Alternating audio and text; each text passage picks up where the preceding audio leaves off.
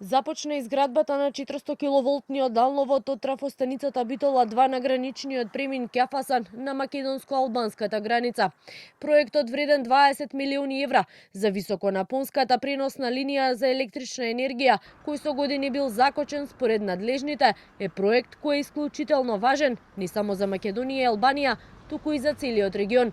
На поставувањето камен темелник премиерот Христијан Мицкоски посочи дека овој далековод долг околу 100 километри е последна енергетска врска која недостасува со нашите соседи и за прв пат, како што рече, целосно ќе се поврземе со сите соседни електроенергетски системи, кои ќе значат повеќе сигурност и стабилност за нашите граѓани и компаниите. Коридорот 8, кој треба да биде артерија на економијата, долго време имаше прекин во својата енергетска мрежа.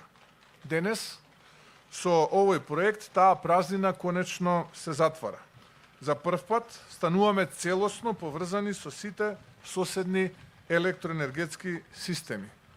Тоа значи повеќе сигурност за граѓаните, повеќе стабилност за стопанството и повеќе можности за развој. Првиот човек на МЕПСО, Бурим Лјатифи, стартот на градишните работи ги означи како старт на еден од најголемите електроенергетски проекти за земјава во изминатите десетина години. Македонија и Албанија добиваат нова, силна и стратешка електроенергетска врска која ќе ја зајакне сигурноста на снабдувањето, ќе ја зголеми стабилноста на преносниот систем и ќе отвори нов простор за подлабока интеграција по регионалниот и европскиот енергетски пазар. Ова е силен чекор напред, истакнаа и министрите за енергетика на двете земји. Според Божиновска, овој далековод е стратешка основа на новата енергетска карта на нашата земја. Денеска не градиме само далековод со кој ја засилуваме преносната мрежа и го зголемуваме капацитетот за пренос.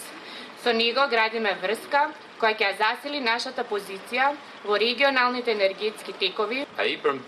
Тој затвора историски јаз во регионалната мрежа и создава директна врска меѓу нашите енергетски системи, овозможувајќи неограничена размена на електричната енергија и значително зголемување на сигурноста на снабдувањето во двете земји. Проектот кој, како што беше посочено, ќе значи зајакнување на енергетската стабилност на земјата, е финансиран со средства од Европската банка за обнова и развој.